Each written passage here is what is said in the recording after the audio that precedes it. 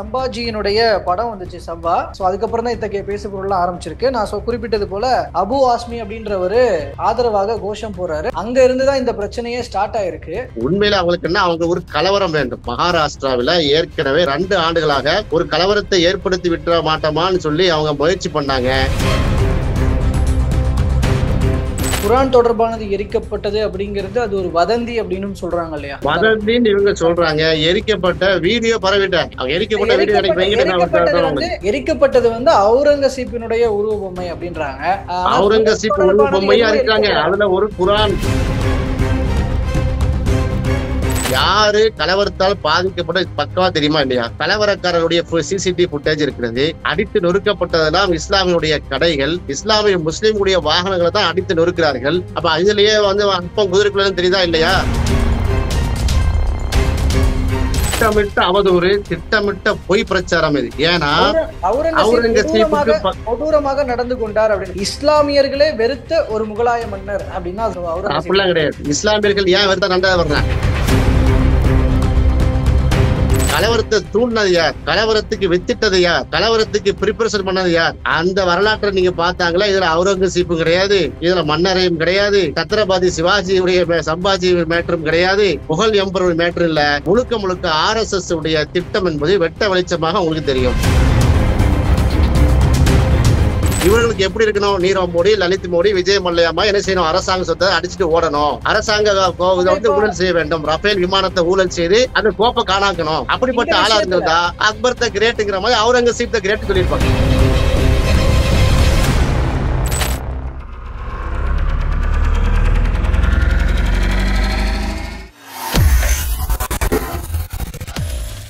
வேலை வேண்டுமா? Blue ocean இருக்கிறது. 10th 12th டிப்ளமோ டிகிரி படித்தவர்களுக்கு உணவு, தங்குமிடம், ESI, PF இன்சூரன்ஸ் உள்ளிட்ட சலுகைகளுடன் அனுபவத்திற்கேற்ற நல்ல சம்பளம் 15,000 முதல் 30,000 வரை. பெண்களுக்கு முன்னுரிமை. 2,000க்கும் மேற்பட்ட வேலை வாய்ப்புகள் உள்ளன. இப்போதே தொடர்பு கொள்ளுங்கள். Blue ocean.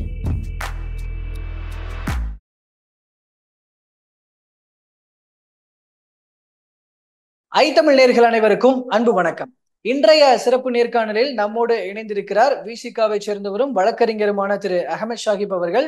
அவரிடம் தற்போது நாக்பூர் பகுதியில் அவுரங்கசீப் கல்லறையை மையப்படுத்தி நடந்து கொண்டிருக்கிற கலவரம் குறித்து பேச இருக்கிறோம். பேசலாம். வணக்கம் சார். வணக்கம் சார். நாக்பூர்ல அவுரங்காபாத்ல இருக்கிற அவுரங்கசீப் கல்லறையை வந்து அகற்றணும் அப்படின்னு சொல்லி இப்போ இந்து அமைப்புகள் தரப்புல இருந்து ஒரு பெரிய போராட்டம் முன்னெடுக்கப்பட்டிருக்கு. அதற்கு முன்னதாகவே அந்த மாநிலத்தினுடைய சட்டமன்றத்துல அவுரங்கசீப்புக்கு ஆதரவாக குறிப்பாக ஒரு படம் வந்துச்சு, சம்பாஜியினுடைய படம் வந்துச்சு சம்பா. சோ அதுக்கப்புறம் தான் இத்தகைய பேசுபொருள்லாம் ஆரம்பிச்சிருக்கு. நான் குறிப்பிட்டது போல சமாஜ்வாடி MLA அபு ஆஸ்மி அப்படின்றவரு ஆதரவாக கோஷம் போறாரு. அதற்கு நிறைய கண்டனங்கள், எதிர்ப்புகள் கிளம்புது.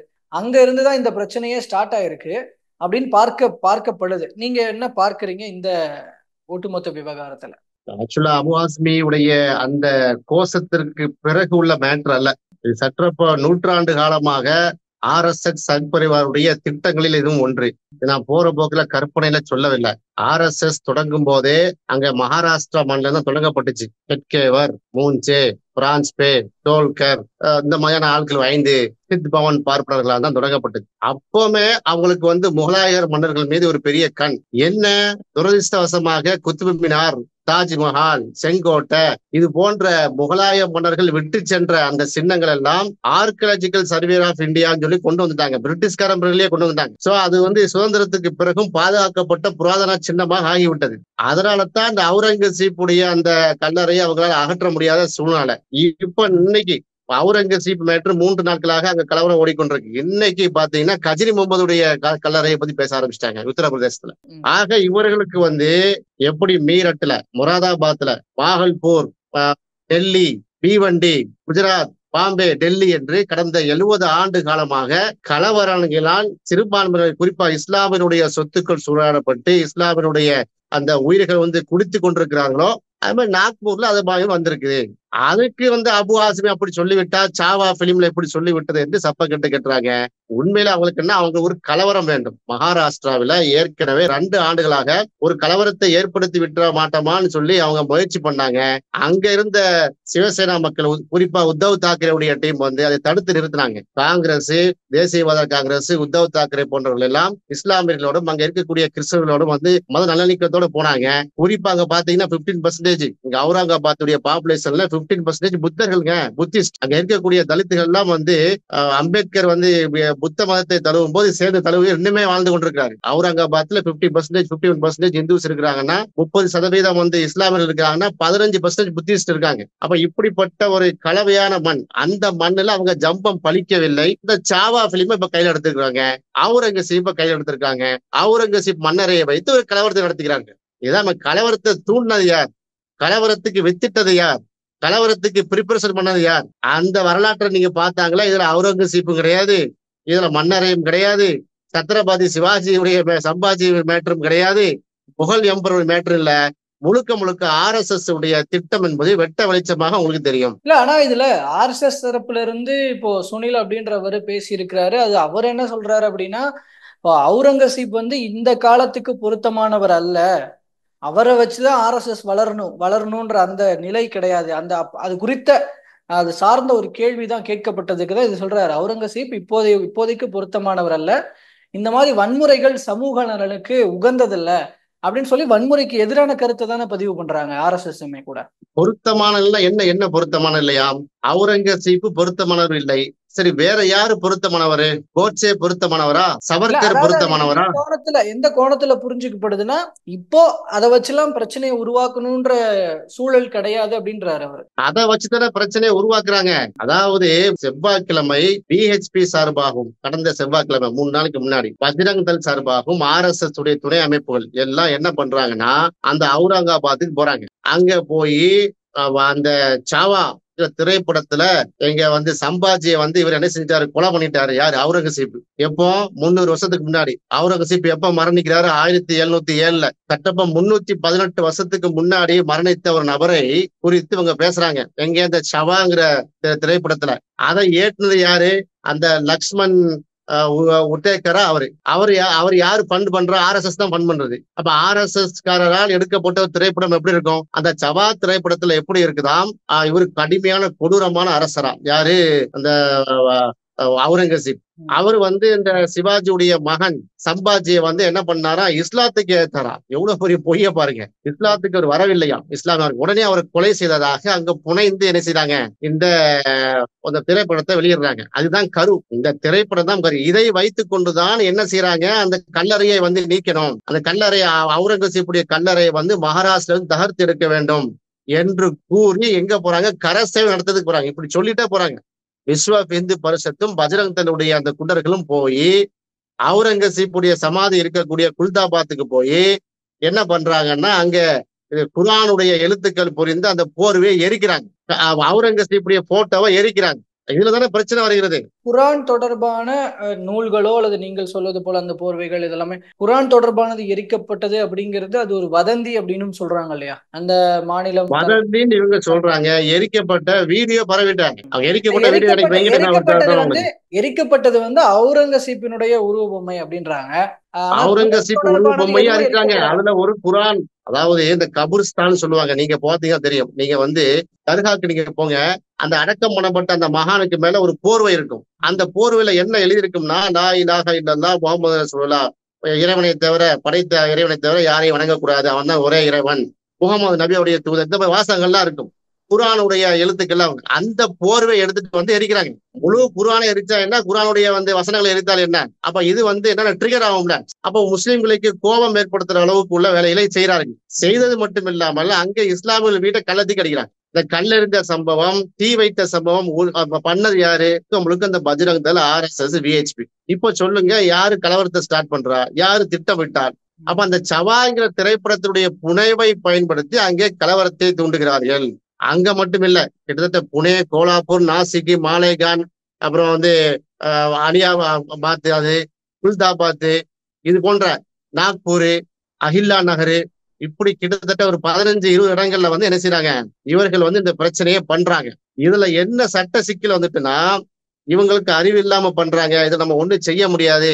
அவுரங்கசீப் கல்லறைங்கிறது வந்து அமர்சர் ஆக்ட்ல இருக்கிறது, அதாவது ஆர்கியாலஜிக்கல் சர்வே ஆஃப் இந்தியான் கீழ் இருக்கிறது, இல்ல யாருமே என்ன செய்ய எடுக்க முடியாது என்று உணர்ந்து கொண்ட பட்னாவிஸ் அவர்கள், அமெரிக்காரங்க ஏன் கையில இல்ல, அவரு கூட வந்து தப்புன்னு சொல்லல, இப்படிலாம் செய்யக்கூடாது, அங்க அத்துமீறி நுழைவு சொல்லவில்லை, சட்டப்பூர்வமா நாங்க நடவடிக்கை எடுப்போம், நீங்க இப்படி ஆர்ப்பாட்டம் போராட்டம் பண்ணாதீங்க, கரசேவை செய்ய போகாதீங்க என்று அவர் அறிவுறுத்துறாரு. ஏன் அறிவுறுத்துறாரு? நானே தடுக்கக்கூடிய நிலைமையில இருக்கேன், இது நம்முடைய கண்ட்ரோல்ல இல்ல, ஆர்கியாலஜிக்கல் சர்வே ஏஎஸ்ல உள்ள வைட்டுனா அது நிறைய பிரச்சனை வந்துடும் அப்படிங்கிற மாதிரி சென்ட்ரல் கவர்மெண்ட் கண்ட்ரோல்ல இருக்குங்கிற மாதிரி சொல்றாரு. அவர் வந்து போராட்டம் திட்டமிட்ட சதின்றாரு, அதுக்கு எதிரான நடவடிக்கைகளை நாங்க எடுத்து வருகிறோம் அப்படின்னு சொல்றாரு. இன்னொரு பக்கம் பார்த்தா ஏக்நாத் ஷிண்டே வந்து வன்முறையில ஈடுபட்டவங்க எல்லாம் வெளியில இருந்து வந்தவங்க அப்படின்னு சொல்றாரு. எல்லாம் திட்டமிட்டு நடத்தப்பட்டிருக்கு அப்படின்னு தான் சொல்றாங்க அவங்க. இப்ப அந்த இடத்துல அவங்க யாரு திட்டமிட்டாதான் நாமளும் அதான் சொல்றோம், திட்டமிட்டு நடத்தப்பட்ட கலவரம் தான். நடத்துனது யாருதான் கேள்வி. திட்டமிட்டு நடத்தினான்னு இன்னைக்கு சொல்றாங்க. இன்னைக்கு வந்து ஏகநாத் ஷிண்டேவுடைய ஸ்டேட்மெண்ட்டும் பட்னாவிஸுடைய ஸ்டேட்மெண்ட்டும் இப்படி இருக்கு. செவ்வாய்க்கிழமை என்ன பேசினாங்க, புதன்கிழமை என்ன பேசினாங்க, வியாழக்கிழமை என்ன பேசினாங்க, அதை நீங்க பார்க்கணும். ஏன்னா அங்க இருக்கக்கூடிய அதாவது மைனாரிட்டி டெமோக்ராட்டிக் பார்ட்டி லீடர், அதை சிறுபான்மையாக இருக்கக்கூடிய அந்த லீடர், அவரு வந்து அந்த ஊர் தலைவர், அவரு பேரு ஃபஹீம் கான். இந்த ஃபஹீம் கான் என்ன செய்யறாருன்னா, இதை ஃபுல்லா காட்சிப்படுத்தி உரிய ஆதாரங்களோட அவுரங்காபாத் மாவட்ட நீதிமன்றத்திலையும் மாவட்ட அந்த எஸ்பி ஆபீஸ்ல ஒரு கம்ப்ளைண்ட் கொடுக்குறாரு. எப்படி கம்ப்ளைண்ட், யார் யார் இதுக்கு காரணம், என்ன பண்ணாங்க அப்படிங்கறத டீட்டெயிலா ஒரு கம்ப்ளைண்ட் கொடுக்குறாரு. அந்த கம்ப்ளைண்ட பெற மறுக்கிறது போலீஸ். அவங்க ஆதரவாட கொடுக்கும்போது அந்த ஃபஹீமே என்ன செய்யறாங்க, அந்த ஃபஹீம் கானை வந்து என்ன பண்ண, இவர் தான் காரணம், இவர் தான் கலவரத்தை உண்டு பண்ணிட்டாருன்னு சொல்லி அவர் மீது வந்து என்ன செய்யாரு, எஃப்ஐஆர் பண்றாங்க. ஒரு 85 பேரை வந்து என்ன செய்யாங்க, பிடிச்சி போலீஸ் கஸ்டடியில வைக்கிறாங்க. இப்பதான் பிரச்சனை இருக்கு, யாரு கலவரத்தால் பாதிக்கப்பட்ட பக்கவா தெரியுமா இல்லையா? கலவரக்காரருடைய சிசிடிவி ஃபுட்டேஜ் இருக்கிறது. அடித்து நொறுக்கப்பட்டதெல்லாம் இஸ்லாமியுடைய கடைகள், இஸ்லாமிய முஸ்லீமுடைய வாகனங்களை தான் அடித்து நொறுக்கிறார்கள். அடுத்து நொறுக்கிறது யாரு? காவல்துறையும் சேர்ந்து கொண்டு அந்த பஜ்ரங் தள் விஹெச்பி காரங்க நொறுக்கிறாங்க. கைது செய்யப்பட்டவங்களாம் யாரு? ஊர் தலைவர் ஃபஹீம் கானே இஸ்லாமியர்கள் கைது செய்யறாங்க. 85 பேரை கொண்டு ரிமாண்ட்ல கொண்டு வைத்திருக்கிறார்கள். 200 பேருடைய லிஸ்ட வந்து என்ன செஞ்சிருக்காங்க. இது எல்லாமே செய்திகள். அங்க இருக்கக்கூடிய நிரலியான பத்திரிகையாளர்கள் வந்து போட்டுக்கிட்டே இருக்கிறாங்க. உத்தவ் தாக்கரே சிவசேனாவுடைய பிரிவும் அங்கே நேஷனல் காங்கிரஸ் கமிட்டியா உள்ள விட மாட்டிருக்கீங்க. காங்கிரஸ் கமிட்டி வந்து உண்மை அறியும் குழுவை வந்து உள்ள அனுமதிக்க மாட்டிருக்கீங்க. அப்ப இதுலயே வந்து அப்பம் குதிரைக்குள்ளன்னு தெரியுதா இல்லையா? சரி, நான் என்ன கேட்கிறேன், இந்த அவுரங்கசீப் உடைய அந்த கல்லறையை உடைச்சிட்டானா அல்லது அப்புறப்படுத்தி வந்து கொண்டு போயிட்டான்னு வைங்க, அதனால வந்து இந்தியா வல்லரசு ஆயிருமா? இந்தியா பொருளாதாரம் மேம்பட்டுருமா? இந்தியாவுடைய கருப்பு பணம் எல்லாம் இந்திய நாட்டுக்குள்ள வந்துருமா? நீரோ மோடி, லலித் மோடி, விஜய் மல்லையா போன்றவர்கள்லாம் இந்தியாவுக்கு வந்து கொள்ளடிச்சிட்டு போன பணம் தந்துருவாங்களா? ஊழல் இல்லாத ஆட்சி ஆகிவிடுமா? விவசாயம் செலுத்தி விடுமா? கல்வி மேலோங்கி விடுமா? அதாவது அவங்களுடைய பாரம்பரியத்தில் முன்னாடி அவர்களுடைய முன்னோர்கள் அவங்க இப்ப சத்ரபதி சிவாஜி எப்படி பாக்குறாங்க, அவங்களுடைய பையனை எப்படி பாக்குறாங்க, அப்போ அவுரங்கசீப் வந்து இந்த அளவுக்கு கொடுமையானவரா இருந்திருக்கிறார் அப்படின்றது அந்த விஷயங்கள் இப்போ தெரிய வரும் பொழுது அவங்களுடைய அந்த உணர்வுகள் கொஞ்சம் வெடித்து வெளியே வருது அப்படிங்கிற ஒரு பார்வையை முன்வைக்கிறாங்க. இப்போ இங்க எப்படி காஸ்டிசம் எதிராக நம்மளுக்கான உரிமைகள் ரொம்ப அமிழ்த்தப்பட்டு நம்ம வந்து ஒடுக்கப்பட்டவர்களாக இருந்தோம், இப்போ பேசுவதற்கான வாய்ப்புகள் கிடைத்திருக்கிறது, பேசுறோம் சாதிய கொடுமைகளுக்கு எதிராக அப்படின்றது போல அவங்க அந்த மத ரீதியிலான ஒடுக்குமுறைக்கு உள்ளாக்கப்பட்டிருக்கோம், அந்த உணர்வுகளுடைய வெளிப்பாடு தான் இது அப்படிங்கிற பார்வையை அவங்க முன்வைக்கிறாங்களா ஆதரவா பேசுறவங்க? அதை எப்படி நம்ம அணுகணும்? திட்டமிட்ட அவதூறு, திட்டமிட்ட பொய் பிரச்சாரம் இது. ஏன்னா அவுரங்கசீப் கொடூரமாக நடந்து கொண்டார் அப்படின்னு, அதாவது இஸ்லாமியர்களே வெறுத்த ஒரு முகலாய மன்னர் அப்படின்னா அப்படிலாம் கிடையாது. இஸ்லாமியர்கள் ஏன் வெறுத்தா ரெண்டாவது வர்றாங்க. அவுரங்கசீப் யாருன்னு முதல்ல தெரிஞ்சு கொள்ள வேண்டும். ஏன்னா முகலாயர்களுடைய பாடங்களை படித்து வளர்ந்த அந்த RSS உடைய தாக்கம் இல்லாத டைம்ல படித்து வளர்ந்த குழந்தை தான் நம்ம. பாபர்னா யாரு, ஹுமாயூன்னா யாரு, அக்பர்னா யாரு, அவுரங்கசீப்னா யாருங்கிறத உண்மையான வரலாற்றை படித்த மக்கள் நாம இன்னும் உயிரோட இருக்கிறோம். அவுரங்கசீப்புக்கு பக்க பலமா இருந்த யாருங்க? அவுரங்கசீப்புக்கு பக்க பலமா இருந்தது இந்து மன்னர்கள். பேரை வாசிக்கிறார், மிர்சா ராஜா ஜெய்சிங் ஆஃப் அம்பரை சேர்ந்த ராஜா ஜெய்சிங், அவர் தான் வலதுகரம். அப்புறம் வந்து மகாராஜா ஜஸ்வந்த் சிங் ஆஃப் மறுவாரு, யாருக்கு அதாவது பக்க பலமாக நின்று அந்த குழுநில மன்னராக இருந்தவங்க வந்து ராஜாவா இருந்தவங்க, மகாராஜாவா இருந்தாங்க, யாருக்கு சப்போர்ட் பண்றாங்க? இந்த அவுரங்கசீப் சப்போர்ட் பண்றாங்க. அவுரங்கசீப் ஆட்சி நடக்கணும்னு சப்போர்ட் பண்றாங்க. யாரு? மகாராஜா ஜஸ்வந்த் சிங். அவர் முஸ்லீமா? இந்து மன்னர், மராட்டாவுடைய மன்னர்லாம் உள்ள வருவாங்க. இதுல நான் ஒரு பேரை மட்டும் சுருக்கமா சொல்றேன். அது மாதிரி ராஜ் சிங் ஆஃப் மேவார். ராஜ் சிங் யாரு? மிகப்பெரிய அரசரா இருந்தவரு, ரஜபுத்துடைய அரசரா இல்லையா அவரு? அது மாதிரி ரஜபுத் ராய், ராவ் தல்பேத், இப்படி நிறைய இருக்கிறது. நான் கேட்கிறேன், இவர் இஸ்லாத்தை பரப்புனாரு, இஸ்லாமியர்கள் கொடூரமான ஆட்சியாளர்னா எப்படி இந்து மன்னர்லாம் எப்படி சப்போர்ட் பண்ணாங்க அவுரங்கசீப்புக்கு? அவுரங்கசீப்புடைய ஆட்சி வர வேண்டும் என்று விரும்பினாங்க எல்லாரும். அவர் மீது இருக்கிற ஒரு மரியாதையில் அவரை அன்போடு ஏற்றுக்கொண்டு அவருக்கு ஆதரவு கொடுத்தாங்களா, பக்கபலமா நின்னாங்களா, அல்லது மிரட்டலுக்கு அடிபணிந்து சரி போர் வேண்டாம் நம்ம இழக்க வேண்டாம் அப்படிங்கறத அடிப்படையில, பயத்தின் அடிப்படையில ஆதரவு கொடுத்தாங்களா அப்படிங்கறதுல ஒரு கேள்வி இருக்கு இல்லையா? இப்போ நீங்க ஆதரவு எந்த பயமும் இல்ல. அதாவது அவுரங்கசீப்புடைய வரலாறு நீங்க முதல்ல படிக்கணுங்க. அவுரங்கசீப் வரலாறு படிக்க முன்னாடி இது 17ஆம் நூற்றாண்டு நடந்தது. 15ஆம் நூற்றாண்டு எப்படி இருந்தது, 16ஆம் நூற்றாண்டு இந்தியா எப்படி இருந்தது, இதெல்லாம் வரலாறுகள் இன்னுமே இருக்கிறது. உதாரணமாக 15th வைங்க, 1532 33 எல்லாம் பாத்தீங்கன்னா இந்தியாங்க நாடுலாம் கிடையாது.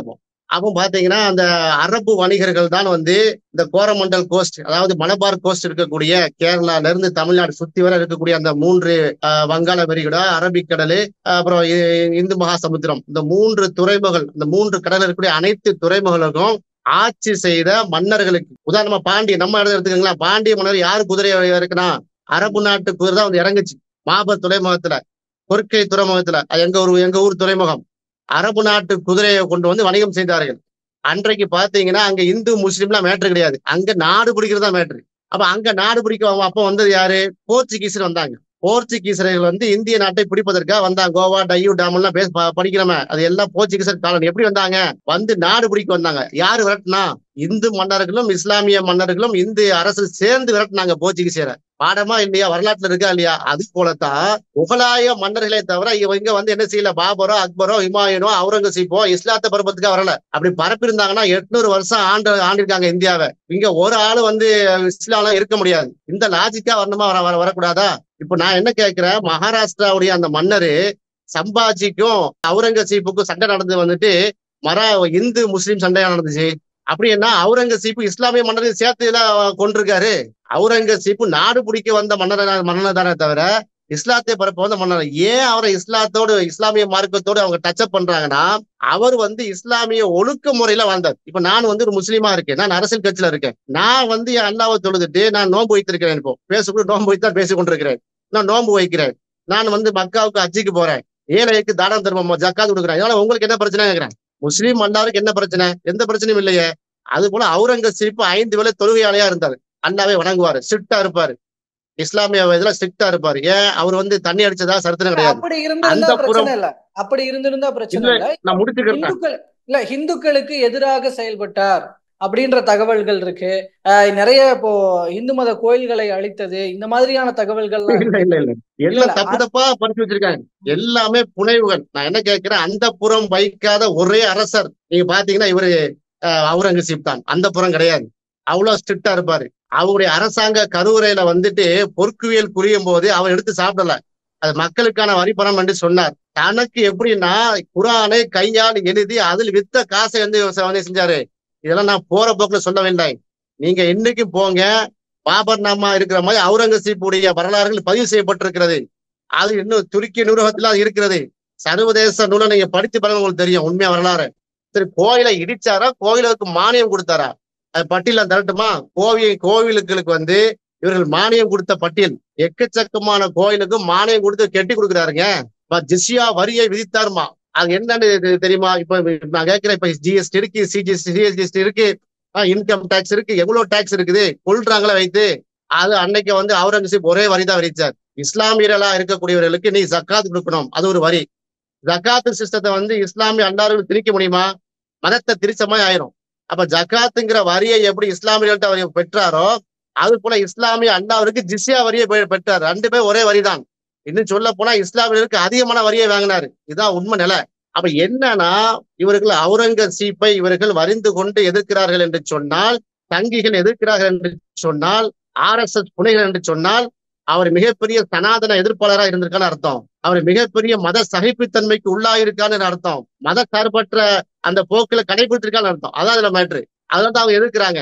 நான் என்ன கேட்கிறேன், இன்னைக்கு எந்த மாதிரியான ஒரு விஷயம், தேசபிதா காந்தியை சுட்டு கொன்ற கோட்சையை தூக்கி நிறுத்தினாங்களா இல்லையா? இன்னும் ஒரு 50 வருஷம் போயிட்டுனா கோட்சே மிகப்பெரிய சுதந்திர போராட்ட தியாகி. அவர் துப்பாக்கி சுட்டு பயிற்சி எடுத்துக் கொண்டிருக்கும் போது தெரியாதனமா காந்தி வந்து அதுல கிராஸ் பண்ணிட்டாரு, அதனால செத்து போயிட்டாரு காந்தி என்று சொன்னாலும் சொல்லுவார்கள். அப்ப நாம இருக்கும் போதே தேசபிதா காந்தியை வந்து மிகப்பெரிய ஒரு போராளியாக காட்டக்கூடிய ஒரு துர்பாக்கிய நிலையில வாழ்ந்து கொண்டிருக்கோம். 300 வருஷத்துக்கு மேல சரித்திரம் இது. உண்மை வரலாறு எப்படிலாம் திரிச்சிருப்பாங்க. அப்படி திரிப்பதற்காக பணம் கொடுத்து எடுக்கப்பட்ட படம் தான் இந்த சாவா. அந்த சாவா படத்துல உள்ள நீங்க சொன்ன மேட்ரு ஃபுல்லா வச்சிருக்காங்க. நீங்க என்னென்ன சொல்றீங்களோ அத்தனை புழுகு மூட்டைகளிலும் அந்த சாவா படத்துல போய் பரப்புறாங்க. இது இன்னைக்கு நேரத்துல இல்ல, அந்த அவுரங்கசீப் இருக்க அவுரங்காபாத் வந்து அவரு பேரால இருக்கக்கூடிய பாத்தா. இப்ப எப்படி மாத்திருக்காங்க, சத்திரபதி சம்பாஜி நகர்னு மாத்திட்டாங்க. இந்த பேரை மாத்துறது, ரோட்டுக்கு பேரை மாத்துறது. அப்ப செங்கோட்டைக்கு பேரை மாத்திருக்கேன், குத்துப் மினாருக்கு பேரை மாத்து, தாஜ்மஹாலுக்கு நம்ம பேரை மாத்து, அதையும் செஞ்சாலும் செஞ்சிருவாங்க. பேரை மாத்து நம்ம வந்து சவால் விட முடியாது, கண்டிப்பா மாத்திடுவாங்க. அப்ப இவர்கள் வரலாற்றை திரித்து ஒரு கலவரத்தை ஏற்படுத்தினாங்க. இதுதான் உண்மை வரலாறுல. உண்மை வரலாற்றின் அடிப்படையில அவுரங்கசீப் மிக சிறந்த ஒரு மனிதராக இருந்திருக்கிறார். மிக அருமையான ஒரு ஆட்சி முறையை பண்ணிருக்காங்க. 50 ஆண்டு காலம் ஆள்றாங்க இந்தியாவை. நீங்க இப்படி ஒரு இஸ்லாமிய ஒரு தீவிரவாதி இவர் பாசையில இஸ்லாமிய வெறி பிடித்து அலைஞ்சான்னா வாழ முடியுமா? இந்த மாதிரியான வந்து ராஜா ஜெய்சிங், ஜஸ்வந்த் சிங், ராஜா சிங் இவங்க எல்லாம் வந்து சப்போர்ட் பண்ணுவாங்களா? பண்ண மாட்டாங்க. இன்னும் சொல்லட்டா, அன்னைக்கு வந்து புதுமானிய பேரரசு இருந்துச்சு, ஒட்டமானிய மெம்பர்ஸ் 143 நாட்டுகள்ல வந்து ஆட்சி பண்ணாங்க. இவரை வந்து அப்ரோச் பண்றாங்க, யாரு? அவுரங்கசீப்ப. முடியாதுன்றாரு. இந்தியா மாதிரி நாடு இது, எங்க நாட்டுக்கு வந்து இஸ்லாமிய மதத்துல அவங்க பண்ண முடியாது. யாருக்கு? உதுமானிய பேரரசுக்கு, இப்ப ஒட்டமானிய எம்பரசுக்கு எதிராக கலகம் விளைவித்தவர் யாரு? இந்த அவுரங்கசீப். எங்க வந்து அவர் இஸ்லாத்தை பரப்புனாரு? எங்க அவர் மட்டத்துக்குள்ள ஒழுக்கமா இருந்தாரு. எந்த பெண்களை ஏறிட்டு பார்க்கவில்லை, அந்த புறம் வைக்கவில்லை, அரசாங்க கலவரத்தை கைய வைக்கல. இதுல உங்களுக்கு என்ன பிரச்சனை? அப்படி இருக்கிறதுனால இவங்களுக்கு பிரச்சனை. இவர்களுக்கு எப்படி இருக்கணும்? நீரவ் மோடி, லலித் மோடி, விஜய் மல்லையாமா என்ன செய்யணும்? அரசாங்க சொத்தை அடிச்சுட்டு ஓடணும், அரசாங்க வந்து ஊழல் செய்ய வேண்டும், ரஃபேல் விமானத்தை ஊழல் செய்து அந்த கோப்பை காணாக்கணும். அப்படிப்பட்ட ஆளா இருந்திருந்தா அக்பர் த கிரேட்ங்கிற மாதிரி அவுரங்கசீப் த கிரேட் சொல்லியிருப்பாங்க. அவுரங்கசீப்பினுடைய கல்லறையை இப்ப அங்க இருந்து அகற்றணும், எடுக்கணும் அப்படிங்கறதுதான் அவங்களுடைய நோக்கமா இருக்கு இல்லையா? அது அச்சீவ் பண்ணப்படும் அப்படின்னு நீங்க எதிர்பார்க்கிறீங்களா? இப்ப தொழில் துறையினுடைய கட்டுப்பாட்டுல இருக்கிறதுனால எதுவும் பண்ண முடியல அப்படின்னு நீங்க ஆரம்பத்திலே சொன்னீங்க. பட் அதுக்கான ஒரு அமெண்ட்மெண்ட்ஸ் எல்லாம் கொண்டுட்டு வந்து அதுக்கான ஒரு சட்ட ரீதியிலான தீர்வு எல்லாம் பார்த்து அந்த விஷயமும் நடந்துடும் இவங்க பண்றதை பார்த்தா அப்படின்னு நினைக்கிறீங்களா? இல்ல கண்டிப்பா இங்க மக்களுக்கு ஒரு புரிதல் இருக்கு, அதை மக்கள் விட மாட்டாங்க அப்படின்னு எதிர்பார்க்கிறீங்களா? அது வந்து இது 2 அருமையான கேள்வி கேட்கறீங்க. 2 வருடங்களாக நாடாளுமன்றத்துல மோடி சர்க்கார் என்ன சொல்லி கொண்டிருக்கிறது? வக்ஃப் திருத்த சட்டம் கேட்டுட்டே இருக்கும், அப்படிதானே? இந்த வக்ஃப் திருத்த சட்டமும் இதுக்குள்ள வரும். அந்த தர்கான்னு சொன்னாலே வக்ஃப் போர்டுக்குள்ள போய்விடும். அதனாலதான் திருத்துறாங்க. 1. 2வது, வழிபாட்டு தல உரிமை சட்டம் இருக்குது, அதுவும் இதுல வரும். இது போன்ற கல்லறைகள், மன்னரைகள், தொழுகை இடங்கள், தைக்காக்கள், தர்காக்கள், கோயில்கள், சர்ச்சைகள் எல்லாம் வழிபாட்டு உரிமையில வரும். இது இல்லாம அமர்சர் ஆக்ட்னு ஒண்ணு இருக்குது. Archaeological monument archaeological site remains 1958ல நம்முடைய இவரு ஜவஹர்லால் நேரு உருவாக்கின சட்டம். அந்த சட்டத்தின் அடிப்படையில் தான் இந்த அவுரங்கசீப் மாதிரியான மன்னருடைய கல்லறையா இருக்கட்டும், சத்ரபதி சிவாஜியுடைய கல்லறையா, எந்த மன்னர் கல்லறையா இருக்கட்டும், இதெல்லாம் 1947க்கு முன்னாடி பிரிட்டிஷ் இந்தியா காலத்துல என்னெல்லாம் இருந்ததோ அதையெல்லாம் அப்படி ப்ரிசர்வ் பண்ண வேண்டும். அதுக்கு இப்ப சருத்து போட்டிருக்காங்க அம்ரிட்சர் ஆக்ட்ல 20. கரெக்டா நீங்க பாத்தீங்கன்னா இந்த அவுரங்கசீப் கல்லறை எடுக்க கூடாது என்பதற்கு செக்ஷன் 20C இருக்கிறது. 20வது அந்த பிரிவு மட்டும் ABCDன்னு Q வரைக்கும் வச்சிருக்காங்க. அதுல யாரு அந்த எப்படி ப்ராஹிபிட்டட் ஏரியா, அது தடை செய்யப்பட்ட ஏரியான்னு எப்படி அறிவிக்கிறது, அதுல உள்ள பில்டிங் கட்டலாமா, அதை எப்படி நீங்க யாரு உள்ள போகணும், அது யாரு கண்ட்ரோல் இருக்கணும் என்பதற்கெல்லாம் மிகப்பெரிய சருத்துக்களை போட்டிருக்காங்க. இப்போ அந்த சட்டத்தை மாத்தணும்னு சொல்றாங்க பிஜேபி கவர்மெண்ட் வந்து. இப்ப பாத்தீங்கன்னா அந்த வழிபாட்டு உரிமை அந்த சட்டம் இருக்கு இல்லையா, அதை மாத்தணுங்கிறாங்க. அமர்சர் ஆக்டை மாத்தணும் என்று சொல்கிறார்கள். இப்படி மாத்திட்டாங்கன்னா நீங்க சந்தேகப்படுறீங்க பாருங்க, நீங்க அச்சப்படுறீங்க, எல்லாரும் சேர்ந்து சந்தேகப்படுறோமே, அது நடக்கும். இப்ப அங்க 300 வருஷத்துக்கு முன்னாடி உள்ள அந்த மன்னரை தோண்ட என்ன இருக்கும்? இன்னொன்னு சொல்லட்டா, எவ்வளவு பெரிய பேரரசரு அவுரங்கசீப், எவ்வளவு எளிமையா வாழ்ந்திருக்காங்க. இப்ப நீங்க போங்க அவுரங்காபாத்துக்கு போய் அந்த அவர் அடக்க ஸ்தலத்தை பாத்தீங்கன்னா எந்த விதமான கிரானைட் கல் போட்டு பெரிய ஆடம்பரமான எந்த பில்டிங் இருக்காது. சாதாரண மண் குவியல், சாதாரண மன்னரைங்க, கல்லறை கூட கிடையாதுங்க. இவ்வளவு பெரிய பேரரசர் எவ்வளவு வந்து நீதிமானாக வாழ்ந்திருந்தானா இப்படி செஞ்சிருப்பாரு. இன்னைக்கு பாத்தீங்கன்னா ஷாஜஹான் தன் மனைவி மும்தாஜுக்கு வந்து சலவை கல்லான தாஜ்மஹாலை கட்டிருக்காரு. உலக அதிசயம் ஒரு பக்கம் இருக்கட்டும், அப்படிப்பட்ட சலவை அவர் கட்டிருக்கலாமா? கட்டல. சிம்பிளா வாழ்ந்து போயிடலாம். என்னங்க இது இந்த உலக வாழ்க்கை அப்படிங்கிற மாதிரி ஆள் அவரு. இன்னும் சொல்ல போனா என்ன என்னுடைய மத குரு பக்கத்துல அடக்கணும்னாரு. சூஃபி அவர் ஒரு பேர் கூட வர மனதில் இல்லை. அவர் தான் அவருடைய மத குரு. நான் அவரு பக்கமே அவரு எங்க அடக்கப்பட்டதோ அது பக்கம் என்ன அடைக்கிறீங்கன்னாரு. அந்த அளவுக்கு வந்து ஒரு பக்கம் மன்னர், இன்னொரு பக்கம் அவருடைய பெர்சனல் லைஃப்ல பாத்தீங்கன்னா அவுரங்கசீப் மாதிரியான ஒரு சுத்தமான மன்னன் கிடையாது அப்படிங்கிற மாதிரியான ஒரு நடவடிக்கை இருந்திருக்கிறது. இவரா வந்து இந்தியாவை வந்து இது பண்ணி நாசமாயிப்பாரு, இவரா வந்து இந்துக்களுக்கு எதிரான மனுஷன், இவரா வந்து இஸ்லாத்தை பரப்பத்துக்காக வந்தவரு. எவ்வளவு பெரிய புனைவு பாருங்கள், எவ்வளவு பெரிய பொய்யை சொல்லி கலவரத்தை உண்டு பண்றாங்க பாருங்க. இந்த விவகாரத்தின் மூலமாக அவுரங்கசீப் பத்தின புரிதலும் இப்போ மக்கள் மத்தியில வரும் அப்படின்னு எதிர்பார்க்கலாம். அந்த வகையில இப்போ நீங்க சொன்ன கருத்துக்களையும் மக்கள் கிட்ட கொண்டு சேர்த்தலாம். தற்போது வரைக்கும் பல்வேறு தகவல்களையும் கருத்துக்களையும் பகிர்ந்து கொண்டமைக்கு ரொம்ப நன்றிங்க சார். நன்றி.